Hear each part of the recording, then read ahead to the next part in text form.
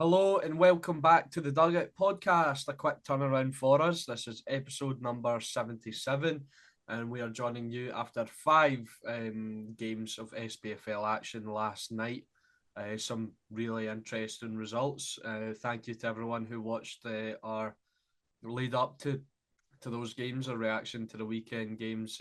We appreciate anyone who tuned in on those. We hope you're tuning in for this one as well, because there were some big results last night. As always, I'm joined by my co-host Ethan Barlow to go over the results. Ethan, how you doing on this fine Wednesday morning? Yeah, I'm doing okay. It's getting really cold. I think this might be the coldest period we've had in a while. It feels absolutely freezing. But no, the football's still entertaining, and I hope everyone watching, whether you're watching in the year of 2025 or 2026, has a really good New Year and enjoys the celebrations. How's yourself, Alex? Yeah, well, speaking of the cold, last night I was pure shivering at Ibrox. It was, it was a good game of football, and we'll obviously get onto that. But yeah, but the cold was not helping. And yeah, that way where your feet get like really cold first, because your shoes maybe aren't the best for like keeping you warm. Yeah, my feet were freezing when I had to like warm my toes up when I got in. That's how cold it was. But anyway, we'll start off with um what I'm sure was another really cold night for our producer and co-host Laurie Finlayson. A cold, miserable night. He was up at Dens Park for Dundee versus Kilmarnock. Dundee with the 2-1 win. For much of the game, the Dark Blues dominated Kelly. They had many, many chances. However, Kilmarnock took probably an undeserving lead um, in the first half in the 38th minute due to a mistake, a quick free kick, a mistake from Luke Graham. Greg Kelty pounces, slots it away. A really nice near post finish from Kelty as well. You expect him to open up and go across the goal. I think that's what John McCracken was expecting him to do as well. Um, but yeah, it gave Kelly something to hang on to, didn't it, Ethan, after not a great start? Yeah, exactly that. And it was very similar fashion to the last goal Kelly actually scored. No goals in the last two against St Mirren and Falkirk. But the goal they did score against Aberdeen that John Jules scored was similar. He was through and goal and he lifted it over the goalkeeper. This one I would say wasn't as good a finish, but it was still a cute finish from Kelly for his first Kilmarnock goal, I believe, since joining from St Mirren. So and it was a weird game because I think all three of the goal scorers scored their first goal for their clubs respectively, Yeah. which is a weird stat, but maybe it shows that with how the seasons have been going for, I'd say more Kilmarnock than Dundee, as we'll get onto in the context of the league table, but the players that and I think Greg Kelty has started a few games to be fair, but for Hay and Riley maybe pulled out the cold a little bit, no pun intended, to save their teams, and that's certainly what the two Dundee guys done because two really well worked goals as well. Yeah, Dundee didn't let that goal sort of deter them. They remained on top for the majority of the game. And the first goal did come in the 57th minute, from Ashley Hay. A lovely ball to the back post. Riley with a really, really nice cushioned header.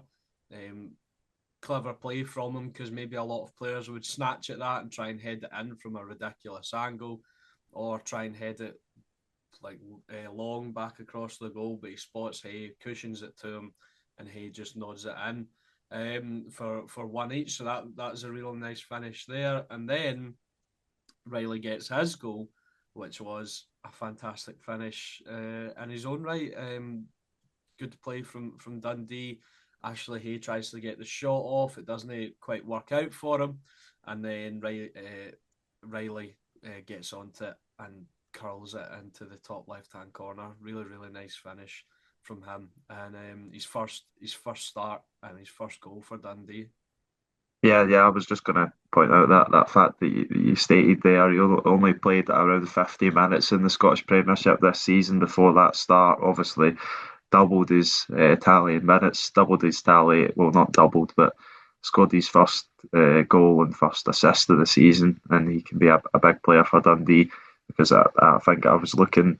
It was the 2022-23 season. They had a ridiculous season at Albion Rovers in League Two, 24 goals, 18 assists. But since then, it's not really been on a positive trajectory. I believe he's suffered a lot of injuries, so it'll be good for hopefully him to get a run in that Dundee team and see what he can do on a consistent basis because he still is only 24, and you like to think that that's still pretty young for a footballer and still the prime of the years of their career still to come. So yeah, that could be really interesting. Jan Danda seems to have stepped it up. I think I said a few weeks ago when he got his goal that I wanted to see a little bit more from him, and I think he's answering the Dundee fans' prayers in that aspect because I think he was involved in quite a lot of what I seen from the highlights package. But as you said, Dundee could have scored probably more, and Olawayemi had another decent game, I think, to keep out more goals. Yeah, Olawayemi did have a decent game. He's turning in one of the standouts in what is a shocking Kilmarnock side. I mean, I said this to Laurie last night in the chat when I was watching the highlights. When you're making Dundee look that good, you are in trouble because, credit to Dundee, they still had to do it. But, oh my word, Kilmarnock just looked awful. They looked second to everything. They were under immense pressure the whole game. They couldn't get a foothold on the ball. They couldn't get anything going. And yeah, if it wasn't for Olawayemi, it could have been more, Ethan. And this is really, really concerning now because I don't think, for a while you maybe you wouldn't have believed Kilmarnock could be in a relegation battle due to sort of their standing in the league for the past however many years. They're always all right. Um, and they're either all right, they're safe, or they're pushing for top six, which is what we've come to expect of Kilmarnock. However, now they're 5 points adrift of St Mirren, who dropped down to 10th after last night's results. They're 6 points adrift of Dundee. They're only 4 points ahead of Livingston. Livingston have a game in hand. This is really, really concerning. Yeah, exactly that. And as you said, I think we said a few times that we think Kilmarnock will be able to turn it around once they get that new permanent manager in. But you're getting less and less confident by the week. They're not getting the manager in, and they don't seem like a team that's capable of beating a lot of the teams in that league. And yeah, St Mirren are obviously already ahead of them with 2 games in hand. Dundee seem like they're capable of picking up points with the back-to-back wins and they've been on a decent run of form. And they also went 6 points clear of Kilmarnock, which, as you said, is really concerning for Kelly. And I don't see where it's going to turn around anytime soon. Only 2 wins in the league, which is only bettered or worse by Livingston. So, yeah, it's a real worry for the Kilmarnock fans at the minute. And I think Laurie sent us something last night about the fact that even in the season they were last relegated, they had moments of showing a little bit of potential, and the Kilmarnock fans aren't even seeing it with this team. So yeah, it's really worrying for Kilmarnock, and they're probably entered favourites for certainly that relegation playoff position because we'll get on to Livingston, I'm sure, in a minute. But yeah, they're a whole another different scenario. Yeah, well, before we jump on to Livingston, we're gonna come to Easter Road, where Hibernian got the 2-0 victory over Aberdeen. A fairly convincing victory here for Hibs. They looked by far the better side in the extended sports scene highlights. Josh Mulligan had a terrific game, won the Man of the Match award. The opening goal took a while to come after what was not a great first half for either side. I think Hibs took a wee while to get going, but once they did, they were the best side.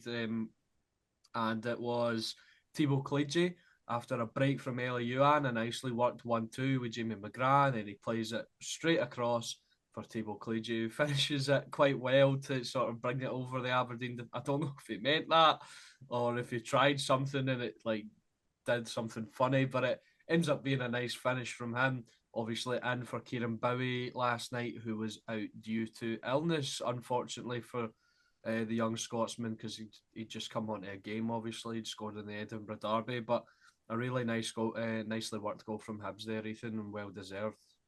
Yeah, it was, and it was a smart finish from Cliche. I thought that maybe for it when watching the highlights for a second that he had missed it after Ewan obviously came on for Martin Boyle in the first half, which is obviously a concern. Martin Boyle going off for injury, and it was good to hear the news about Kieran Bowie that it was just an illness rather than anything more sincere, whether that be a longer term injury or as some people maybe floated the idea, including myself, that early transfer rumours coming to the floor and him being, well, what would you say, attracted to Premier League clubs. That's been the rumours. Well, soon to be Championship clubs, we'll say, with Wolves being the quoted club and interest. Although they somehow managed to pick up a point against my English team. So I'm not, this classic Manchester United, they're dropping points to the worst team ever. Yeah, that is. It is.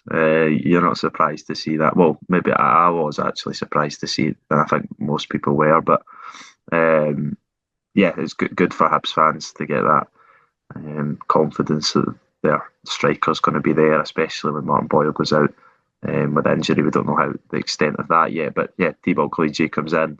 I don't think maybe he's really hit the heights the Hibs fans would want from their record signing, but he's not. You can't say he's been a flop. He's contributed here and there, and it was always going to be difficult to really find a consistent place in the starting 11 when you've got the quality of Martin Boyle and Kieran Bowie in your ranks. But Ewan, who obviously came on, has a big part in the goal and had a decent game as well, and obviously comes on and gets the assist. So shows that I think what we already knew, that Hibs have strength and depth, and that's how they were able to go on that remarkable run at the end of towards the end of last season, and why they might be able to do it again with off the back of two really big wins. I thought they might resort back to type, is what I would say it's been this season with inconsistencies, but then again they go and get a win, and for Aberdeen it's, I would say, pretty negative at the moment, and a lot of the Aberdeen fans are floating the question of whether Jimmy Tilling's the right man for the job again. Yeah, it's not a great result for Aberdeen, and I think especially on the Scottish Football Zone last night. I didn't make an appearance, but I saw in the comments a regular contributor, Paul Donaldson, was speaking in particular about a man that we've been praising, and perhaps we've in these last two games he's shown that he perhaps is fallible. And that was Dimitar Mitov, who was definitely at fault for Hibs' second goal. Junior Hoylett with a shot from sort of the right hand side of in the 18-yard box at the near post.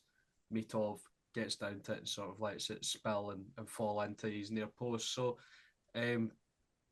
some other poor goalkeeping, you could say, from him. I know you were trying to give him the benefit of the doubt because you thought Fata took it at a weird time at the weekend, but it seems the Aberdeen supporters, despite, I think Paul actually did say, despite being the best goalkeeper in the league on his day, he needs a rest.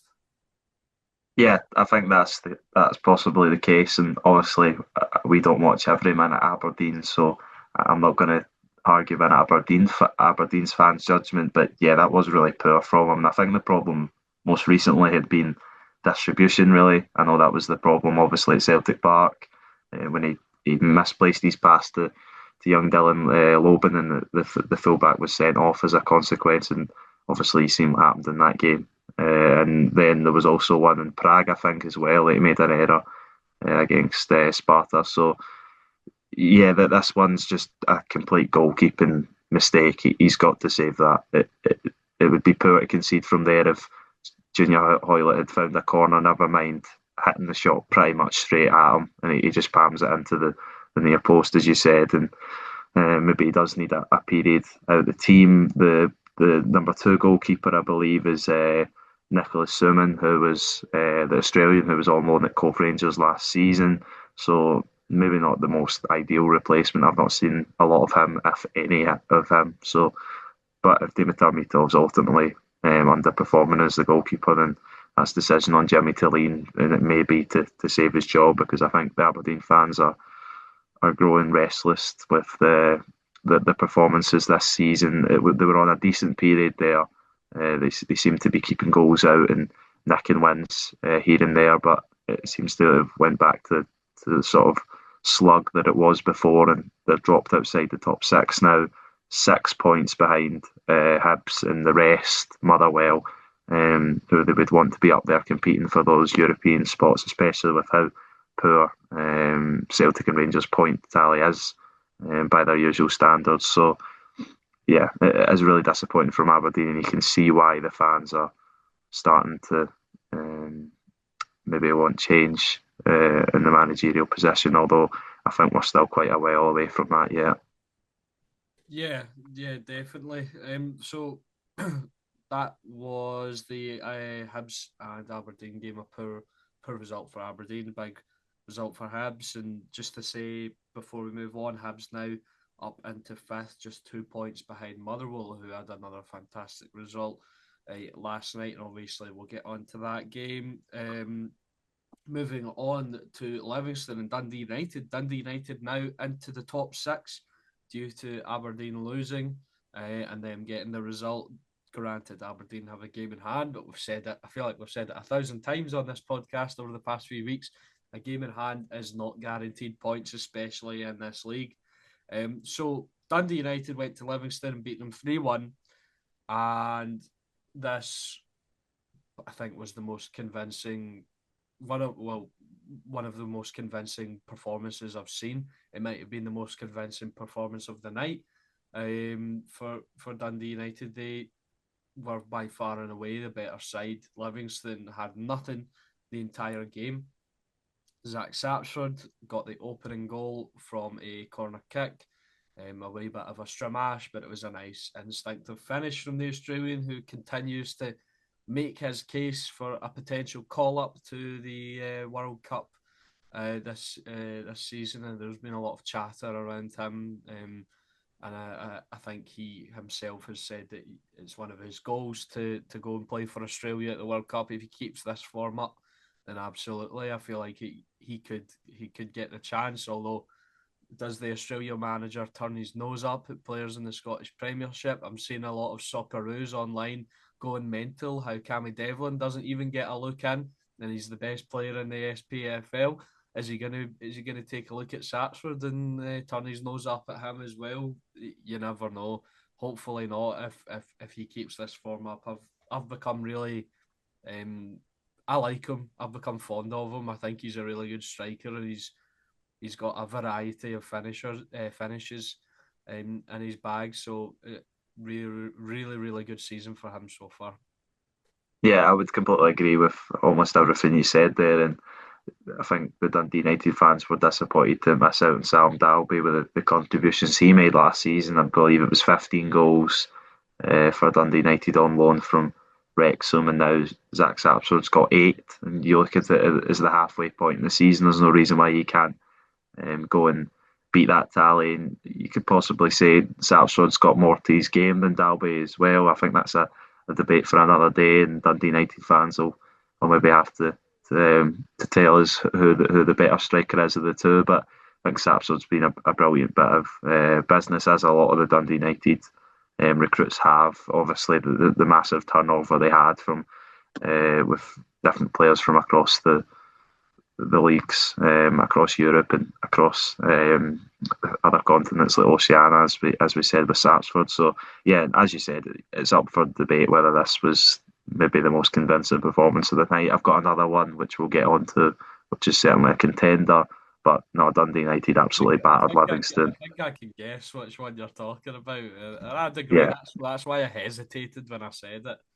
But I think yeah. But, no, Dundee United absolutely battered Livingston. I think the only hope for Livingston was that they went 2-0 down before going into the final stages. But then obviously Dundee United got those second and third goals, which ultimately they deserved. And Yeah. yeah, Dundee United have took a real shift in form since, especially since they got that win against Celtic, and now they can probably have their eyes on another top six finish because Aberdeen are struggling, as we know. But you've got Aberdeen, you've got St Mirren, you've got Dundee, who've come into a good vein of form. So you never know. It's been a crazy old season, but Dundee United have got themselves in a really good place at the moment.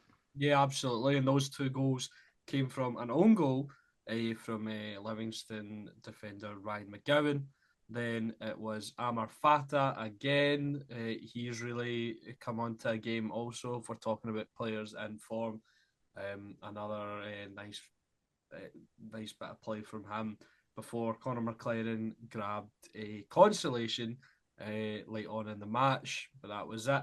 And 3-1 win for Dundee United. And David Martindale was really ultra critical of his side. And you get the wee clips of the interviews after the sports scene, and he said, Dundee United were excellent, and he said their team, they showed nothing. They didn't deserve anything. They were lucky not to be losing by more. They were lucky going into half time, only 1-0 down. Martindale was very, very critical of his side, and I think rightfully so, because Dundee United, although they had less possession, which I think is a common theme in their games, they don't really have a lot of possession, but they certainly created chances last night. 22 shots, 10 on target, 3.69 expected goals from the Tangerines. So a really, really positive performance from them. And like you said, Ethan, they should be looking at another top six finish for Yeah, them. yeah, and I was just going to say maybe final point on Livingston is that I thought they might sneak a wee point here, but I do think even with that they'll be the team that finishes bottom this season. I will be surprised if they can even drag Kilmarnock into a Did I not, automatic did rail I not get that battle. spot on, by the way? Did I not say 3-1 to I think Dundee United? I think you might have done. I've done pretty poor with my predictions. I got the Rangers win and the Dundee win bang on, but the rest I didn't even get the sort of result right. So yeah, I had a bit of a howler. Although I was being nice to Livingston, hoping they make the relegation battle as interesting as the battle for the title is, but I unfortunately was not. And I was being nice to Celtic and hoping, just making sure that they'd maybe get a point, but it didn't work out that way, did it? yeah, maybe. Uh, but what I would say with David Martindale is that a lot of Livingston fans are asking the question as to what's it going to take for him to be removed from his job. I don't think it'll happen because He's I got a think he job. just He's got a job there as long as he wants. He's untouchable.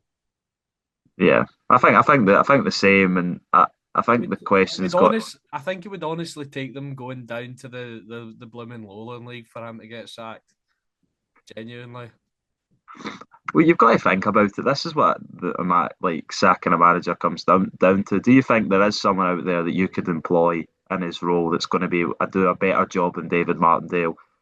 Honestly, I don't think there is. I don't think there's anyone who could save that group of Livingston players at the minute. I think they're no, I'm not going to say dead certs because that's pretty disrespectful, but I think they're very big favourites to finish bottom of the league at this point. I don't see where the points are However, going to come from. however, they have already been active in the January window. I think they've brought in a couple of players already. So, and if you recall as well, they have been sort of strengthening their squad with free agents throughout the season so far.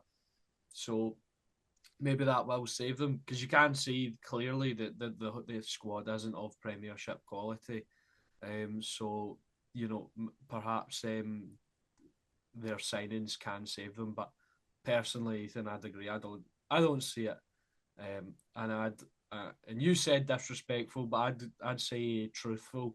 They are dead certs for relegation. So Yeah, I think they've got to do more as a football club as well because although financially they're probably taking the least out of all the Premiership clubs at the minute, they've been relegated by a landslide the last time they were in the Premiership. They've went down to the Championship. Okay, they've came straight back up via the playoffs, but again, it seems like it's the same story, and I don't know what they can do to sort of bridge the gap, but they're finding it really tricky at the moment, and something needs to change. But I think it's going to take a miracle for Livingston to avoid relegation this season, or at the very least be in the bottom two and contention for those places. No, we've been talking about how bad Kilmarnock's winless run's been. Yeah, Livingston haven't won since they beat Falkirk in August. yeah, That's 18 games. yeah. Second game of the season. Yeah, I know. Yeah, it's really poor. I didn't realise how bad they've been. Oh my god. That's Uh, their only win of the league season as well. That they're making Kilmarnock look good in that statistic. But yeah, it is really worrying, and I feel sorry for the Livingston fans because yeah, you never like to see any football club go through a time like Livingston are at the minute when it feels like there's nothing to play for in their season. mm, yeah, definitely. However, if them and Kilmarnock went down and two teams with non-artificial pitches went off, I'd take that. So moving on to the Rangers game. Rangers hosted St Mirren at Ibrox and came away with the 2-1 win. Tilo Asgard grabbed the opening goal after a well-worked corner kick. Jaden Magoma playing the cross in. Asgard free in the box to make it 1-0 to Rangers. Emmanuel Fernandez then grabbed Rangers' second in the 52nd minute. An absolutely tremendous cross from David Beckham onto the feet of Emmanuel Fernandez, who poked it through Shamal George's legs for 2-0. By the way, I was talking about Yusuf Chermiti, and I will be talking about Yusuf Chermiti, Ethan. He was incredible last night. But yeah, he 2-0 to Rangers. Then St Mirren are awarded a penalty. I think around the 70 minute mark, something like that. Let me just double check. 76. 76. Yeah, there we go. 76, a handball. Fernandez is finally penalised for something. This one, I think that they did get it right. He's turning away, but his arm's sort of out from his body. Unnatural position, definitely a penalty. However, the penalty king saves it again. he's just immense. I don't know what. I know it wasn't a great penalty, but how can you save this many penalties? Yeah, I'm not sure. What is it? Seven in the last eight now. Jack Butland Yeah, saved, which is a something remarkable, like that. Something. remarkable run for a goalkeeper. Although I will say, I absolutely hate the run up by Marcus Fraser. I think that the long run up it just doesn't work because I don't know what. Maybe I'm just being stupid, but I feel like the long run up just gives the goalkeeper too much of a taste of what you're actually going to do, and I think Well, you've seen that I with think it. penalty. I think the long run up takes away any chance of your direction on the ball, placing it because you're out of control and you're going to be smashing it. So could balloon over, or you could scuff it down the middle like he did, or you could blast it into the top corner. So it's sort of taking away the control of the player, but it is also taking away what the goalkeeper thinks. In my opinion, what the goalkeeper thinks you're going to do. I think that's what the long run up does, but I don't like it either.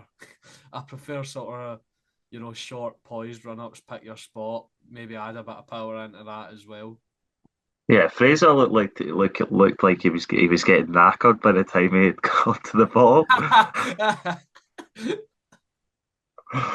Yeah, Brilliant. good save regardless. Yeah, good save from Jack Butland. St Mirren did get their goal back in the 82nd minute. A corner swung in. A free header from Mikael Freckleton clawed away by Jack Butland before I called him Mikael Freckleton there because I was about to say Mikael Mandron. Miguel Freckleton with a G. Before Mikael Mandron followed up.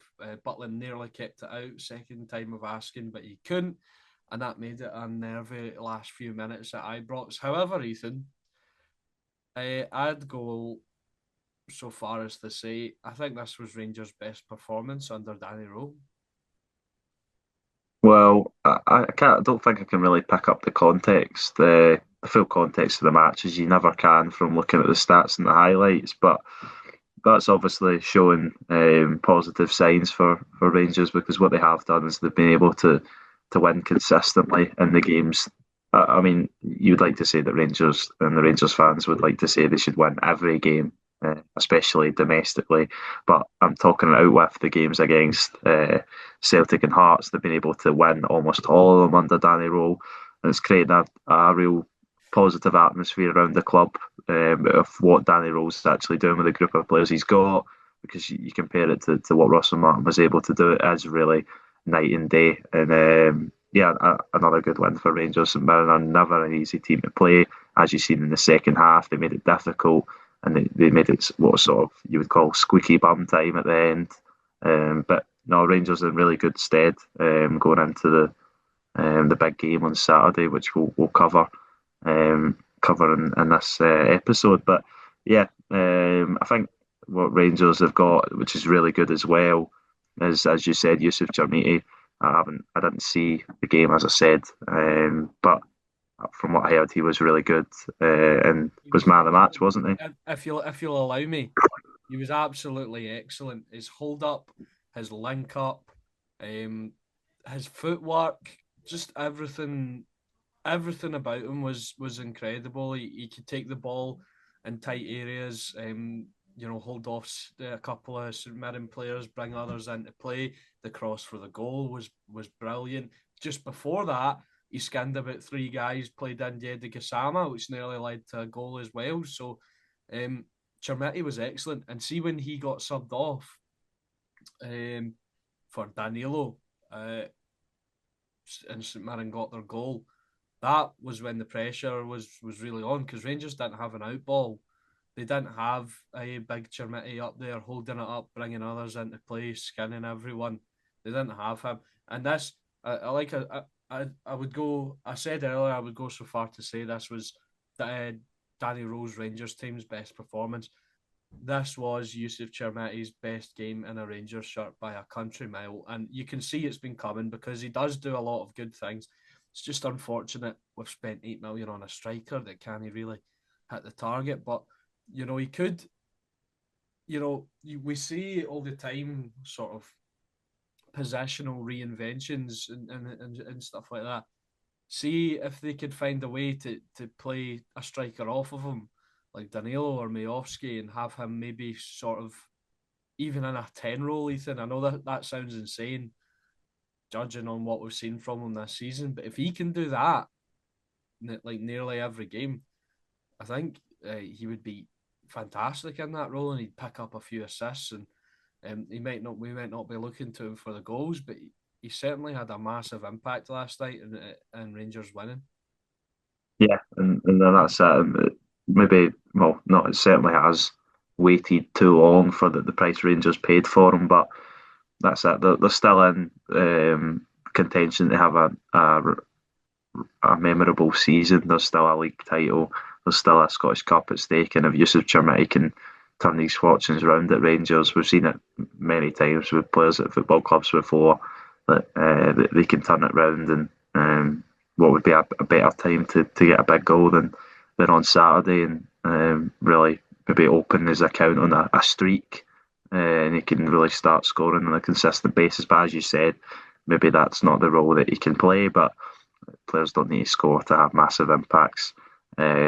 Just look at my favourite example, Cammy Devlin. I know he scored against Hibs in his last game, but before that he didn't. He wasn't directly involved in any goals. Emmanuel Fernandez, another goal. This one wasn't a header, but good finish regardless. Jamal George gets a little bit unlucky, you would say. I think Emmanuel Fernandez is second top scorer for Rangers in the league. I thought he was joint top, but James Tavernier one goal ahead, because Fernandez has one of the goals against Alloa, I think, in the League Cup. Yeah, he's still not the most the most goals for a defender in the Premiership, though, a centre back. Can you guess who that is? Centre back most goals in the Premiership would be no, I don't have it. I'll give you a clue then. He didn't play last night. His team didn't play. Didn't play last night. Oh, it's Stuart Finlay. Yeah, Yeah, there you go. And also on 3 goals, one of his teammates and one of his centre back partners.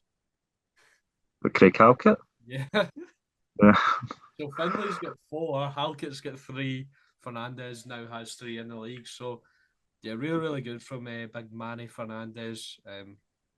And yeah, St Mirren, just on them, that could be concerning for them. Like you said, they've dropped down below Dundee. They do have 2 games in hand. I don't need to repeat myself about that earlier, but I feel like this St Mirren side are good enough to not get drawn into this. yeah, exactly that. But the only concern I think for the St Mirren fans will be at what point do we start getting worried about our top six hopes passing us by? Only 7 points adrift with 2 games in hand is very much achievable for Stephen Robinson, especially only at the halfway point of the season. Usually, his teams, or his St Mirren teams, certainly finish the season better. Look at what they've done in the split last campaign.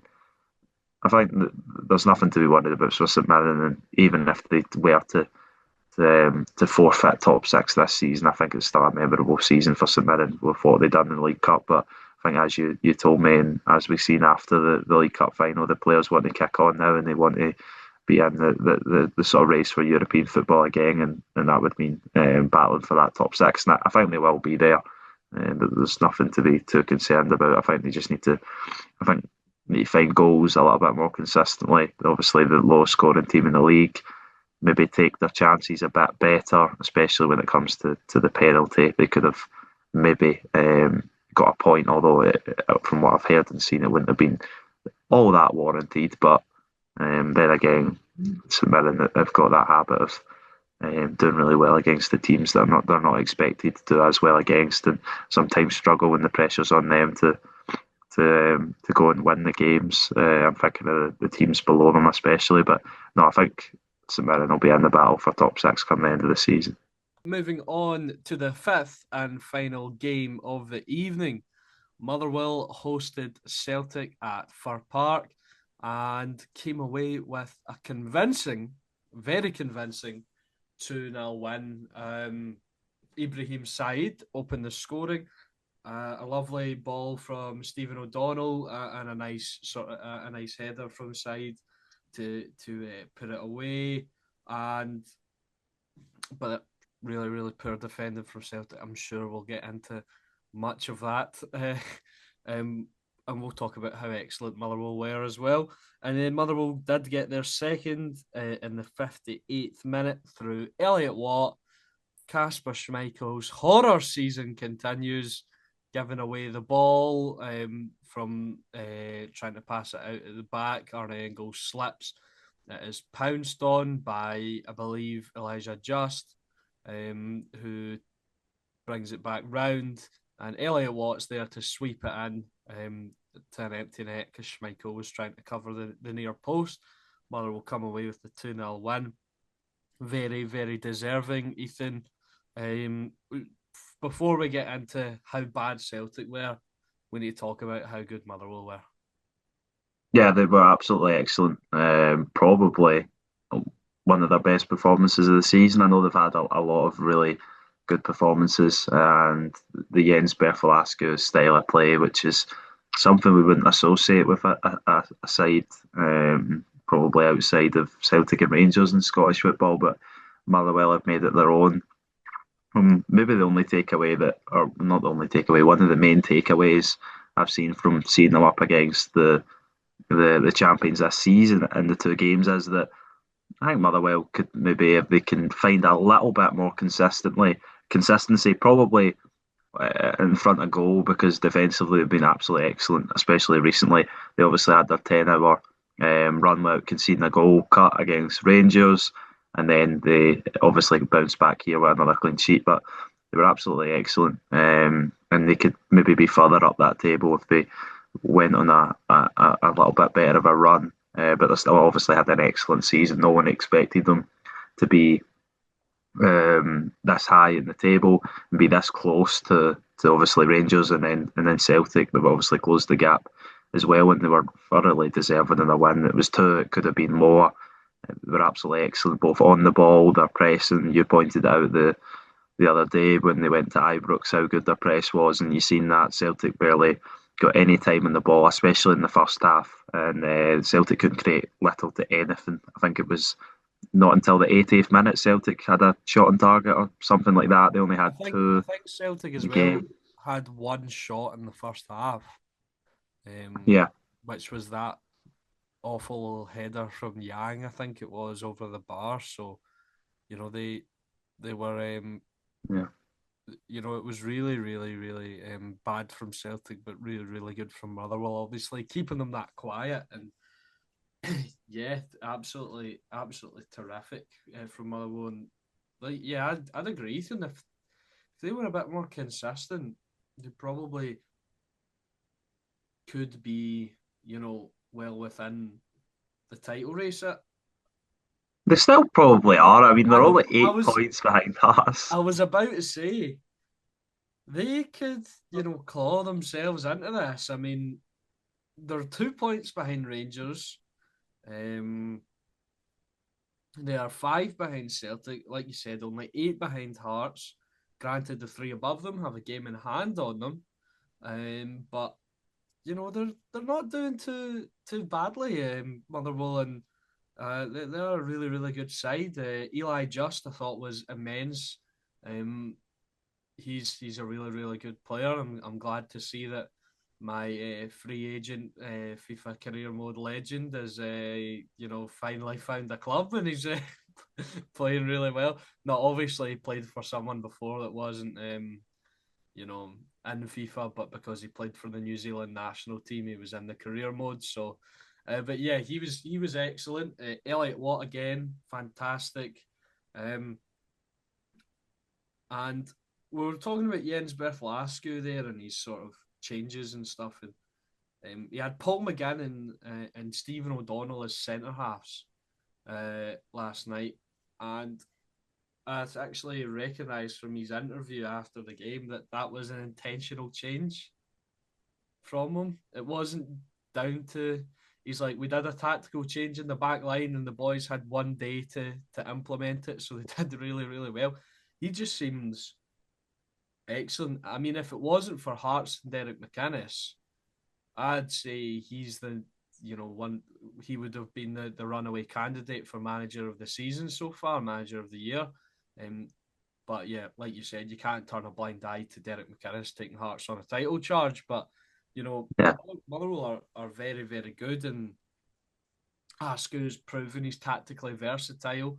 He gets his message across to these players. He spoke about as well how someone asked him about tactics and about how difficult is it for the players to sort of implement it, and he went, "You need to create a positive learning environment. Some players learn in different ways. Some players learn by watching something, or they learn by reading something or doing something. So we need to create it so that they are all comfortable. And it seems like it's a really sort of positive environment for them. They enjoy playing there. He's a good person to be sort of shaping them as footballers, but also probably he has an influence them on them as in their growth as young men as well, because when you've got like these comparisons have been drawn throughout the history of like sports, when you've got like a really really positive sort of figure in that coach or managerial role, he almost becomes like the father of the team, if you know what I mean. So it just seems like a really really positive atmosphere around Motherwell at the moment. yeah, and I think it's hard for, well, especially the fans not to feel like that, and obviously the players have bought into what he's doing, and it's absolutely excellent. It's football that I don't know if I've ever seen to perform to this level. The style of play they want to play, they had more possession than Celtic in the first half. Celtic couldn't get a kick of the ball. It wasn't useless possession. Motherwell were getting into good areas. I thought you said about Just. I thought Ibrahim's side obviously got the goal, but I thought he was excellent as well. The Celtic defenders couldn't get near him. They kept just fouling him. Elliot Watt, same as he's been throughout the season, he would be a cert, I think, at the moment for a team of the season, and he's got to have aspirations of possibly breaking into that Scotland side for the World Cup if he keeps up his form. As you said at the back, they were forced into some changes, but he made some off his own back. I think having Tom Sparrow play it almost right back isn't something I think we're used to seeing, but obviously he chose to go behind and bring him in for Longello, and then also Stephen Welsh had to come out as a Celtic loanee who, from what I've heard, has been excellent at Motherwell this season. So that's one that they had to deal with, without not mentioning missing who you could argue is their best player, or certainly their best goal threat, into Wanda Maswinise, who got a really nice goal at AFCON for Zimbabwe the other day, but it wasn't enough to prevent their elimination from the tournament, which the Motherwell fans, from a selfish point of view, will be very happy, because I imagine he'll be back for their game against Mirren at the weekend.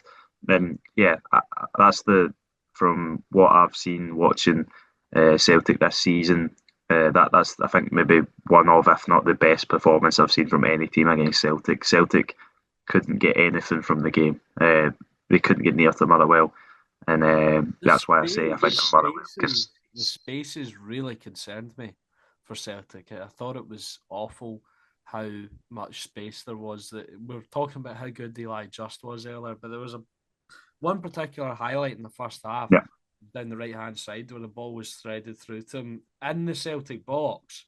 He was allowed to spin, take his time, pick his spot, and nearly curled it into the top corner. Just, away, just the side of the post, the spaces. There was a point as well in a highlight when Motherwell got a break off of it, where you can see the breakdown in communication. Cal McGregor leaves a pass that's played to him because he thinks he's got a man covering behind him, and it's straight to the Motherwell player, and they're on the break. So Celtic all over the shop, Kasper Schmeichel all over the shop again. Are you ready to complete? I think to be fair, I thought Kasper Schmeichel, he made the mistake. Obviously for the second goal, I think Arne Engels, it was sort of mix up. Kasper Schmeichel should do better with the pass, although I do think Arne Engels was caught flat-footed when the ball got back to Elliot Watt. You could see him kind of standing there rather than going to challenge for the ball. But I think that was the story of Celtic's night. They just had no intensity. They didn't look like they were up for the battle that Motherwell were laying down for them, and they just looked miles off it in every aspect of the game. And yeah, really worrying, because I personally, I didn't see it coming. I didn't think Celtic would go there and win. I thought it would be a draw. As I said, I thought Celtic, based off the last few matches, would create chances, but they created next to nothing. They had a few chances toward the end. Shin Yamada had a shot he probably should have done better with. Cal Ward made a decent save to Benjamin Negrin shot, but apart from that, Celtic didn't really have anything and didn't threaten that Motherwell backline at all. And yeah, really concerning. Obviously, a lot more pressure on Wilfred Nancy now. All the work of those two wins against Aberdeen and Livingston seem immaterial now, and 5 defeats in 7 is a poor run for any manager, never mind the Celtic manager, at the start of his tenure. And it's going to be a massive game on Saturday, because if he doesn't take 3 points there at home to Rangers, then there's going to be even more questions asked of the Frenchman. And some of his quotes after the game as well were slightly, I don't know, puzzling. I think he said things around the thing. Have he seen good things in the game? I don't know what he's seen, but yeah, I think Celtic were poor and second best in I don't know if every it's aspect. English. I don't know if it's an English thing, but he was saying like, we had good moment, but in these good moment, you've got to take the good moment, or something like that. I swear he said something like that. And I'm like, what? What are you talking about? And then he was talking about how he thought they created chances, and I'm going, what game were you watching, mate? Honestly. And did you see the news, Ethan? Actually, his old position looks like it's Yeah, taken up by former Rangers manager Russell Martin. yeah, I Uh, did see that. I did see that. that's quite a funny turn of events, but yeah, um, What I was going to say, I was just going to say on the Celtic team, I think obviously the major or the blunter responsibility and criticism falls on Wilfred Nancy. As I've said 100 times, he's the manager, but the players' performance was absolutely awful. Some of the players were really poor. I don't think there was anyone who got past marks, and opposite to the Motherwell team. Every Motherwell player was excellent. Every Celtic player was pretty terrible. He obviously went to go. He went to rest Johnny Kenny or rotate him out after the struggles he's had recently, and it looked like Rio Hatate was the furthest forward you could kind of say, but wasn't really a sort of an out and out striker. They were kind of rotating between, but Celtic didn't attack enough to really see a striker. And the substitutions they made at half time, like McCowan, Arne Engels, and Shin Yamada came on. In fairness to Yamada, he didn't really get much opportunities. He had one, which he should have done better with us. But Arne Engels and Luke McCowan were really, really poor, and that summed it up when you're bringing people off the bench and they're not making an impact that maybe even arguably made Celtic worse. In the back three, some again, I don't think filling anyone with a Celtic affiliation with confidence, especially Liam Scales came in, and I just don't think he suits that role at all. I thought he was probably Celtic's player of the season before Wilfred Nancy came in, and now he looks so miles off it in this system. And yeah, I think if Wilfred Nancy can make it to January and he gets back in January, he's got a lot of work to do. But I they're think big one of the ifs at this things point. Liam Scales struggles with that amount of space he has to cover on that left hand side. Um, he doesn't have a full back beside him anymore because the wing backs do play very, very high. Yeah, Even in sort of a defensive formation, I think we've seen they can be exposed. They have been exposed. So I think Scales struggles. He's almost isolated out there by himself. And it is a shame because he was having a terrific season, and he is really struggling in that system. So, but yeah, I don't see Wilfred Nancy changing his. no, Can I pose a question to you, Ethan? Take you off your journalist hat for a minute. no, I don't do that. Come on, come on. Everyone knows who we support on this podcast, so take off. Yes, yes, we're very open about that. Yeah. Transparency's our number one thing on this podcast. So take off your journalist hat for a minute. I've seen a No, I'll lot. keep my journalist hat on, but So I'll take it answer your off. question. Take it off. Um, Right. I've seen a lot of Celtic fans wanting him gone. Brian 118 wants him gone. Obviously, I've spoken about him before. He sort of graduated through the same paths as us, and he sort of made it in the YouTube world in Scottish football. I've seen a lot of Celtic fans wanting him gone. Do you want him gone now? And this is a two-parter. If he loses on Saturday, do you think he has to go? Um, I may sound, I don't know, alienated, some people could say, but I don't really think that I can understand why Celtic fans want him to go completely. You lose 5 or 7 games to start your tenure. It's remarkable that I'm even saying something like this, but no, I don't think he can because Celtic have backed themselves into a corner. Now they would need to get someone in who has a style of play that fits the players that are already there and knows who they want to bring in January. And well, probably as you're watching this, the January transfer window's already open. I imagine Celtic have already looked at numerous targets. So yeah, I think they've trapped themselves into a corner, and I don't really know if there's any other manager who could come in and sort of reverse the situation. Maybe you could look at a short term, bring Martin Neal in again, but yeah, I wouldn't pull the trigger yet. I think I'm in the minority. I understand that, but I don't know if it's the best to do at the minute. And if he loses on Saturday, I may have to change my opinion on that. I think it depends on on the game and how that plays out. If it's another sort of one of these, if Rangers go to Celtic Park and win 2-0 in the same fashion Motherwell did, then I think he needs to be removed because the performances matter as well as the results, and that's the only reason why I give him the chance, because I think in some of the games the performances have been okay, but last night wasn't an example of that, and Motherwell were completely dominant, and I think Motherwell are capable of beating anyone in the league in their day, and if they can win those games that they should be winning, then I think they can be in the race as well, and hopefully they are. Hopefully Hibs pick up as well, and we have a 5-team title race because Certainly be why not? entertaining. That would certainly be entertaining. But um, that'll do it for us chatting about the games. We've already started sort of speaking about the Old Firm game on Saturday. We will go through and do predictions again for the fixtures because it's another quick turnaround, Ethan. So Celtic versus Rangers at Parkhead.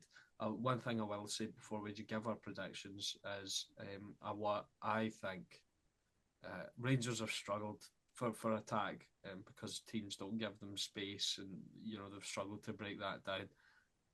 From what I've seen, this Wilfred Nancy side will give Rangers an abundance of space to do what they want. So I think that'll feed them into my prediction. Rangers had a bit of a defensive error last night for St Mirren's goal, but otherwise under Danny Role have been fairly solid defensively. I think they've got the best defensive record in the league as well. So Yeah, joint best with Motherwell. Yeah, you're right. So I'm actually. I mean, if you'd asked me maybe a few weeks ago, probably not too confident. I'm confident now. I'm gonna go. I'm gonna go with 3-0 to Rangers. I'm gonna stick to my guns. What I was saying in the chat last night. I'm not gonna change while I'm on a public platform. 3-0 Rangers. Okay, well, that's a bold prediction, as I'm sure the viewers will agree. I'm not going to go as bold as that, and I think this is a really difficult one to call. I think we were having a debate last night how much of an effect form plays into these games. I don't think any of the teams are on good enough form to warrant that being a discussion.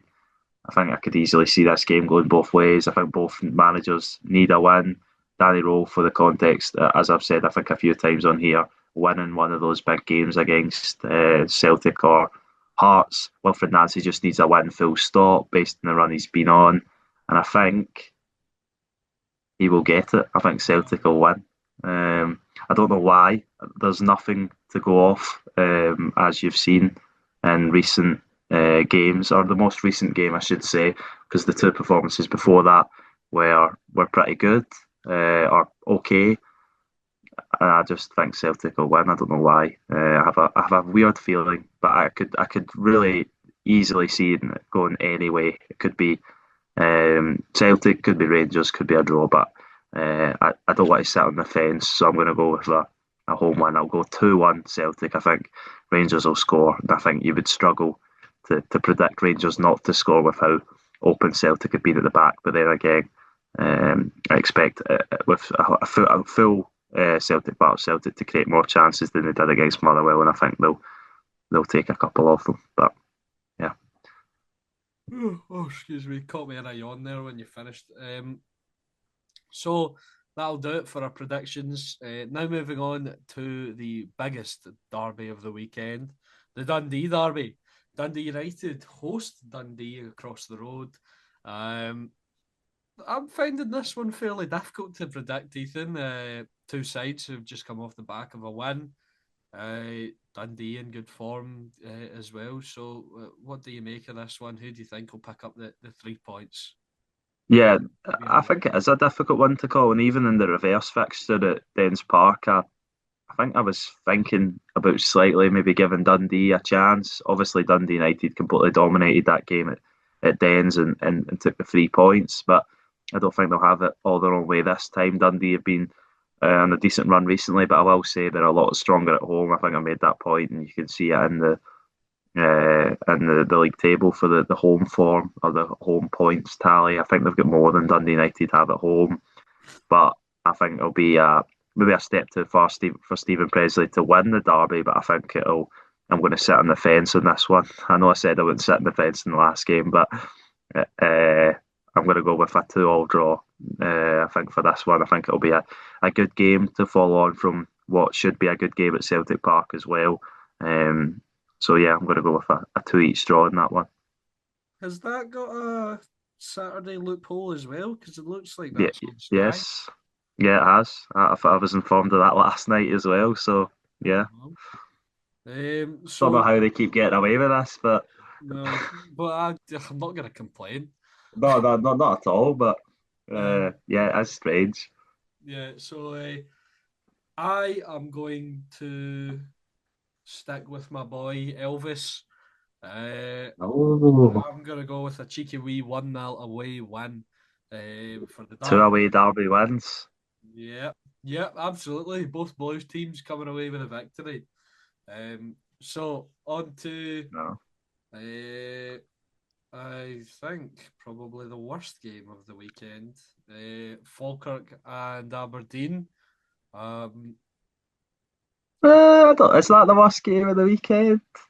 yeah, I'd say so. Yeah, maybe it is, but Um, both of them need a win. I would say yeah, that's one thing. Well, I suppose Falkirk beat Kelly the other week, but losing to Dundee was a pretty big disappointment. They obviously drop out the even further, drop out the top six as a result. Both of these teams, a win could get them into the top six, depending on what happens in that derby at Tannadice. yeah. I'm gonna back the Bairns to get a win here because Aberdeen, I just feel like are in a bit of a rut again, and I'm gonna. I just feel like this is a good opportunity for Falkirk to kick on. So I'm gonna go with 2-1 to John McGlynn's side.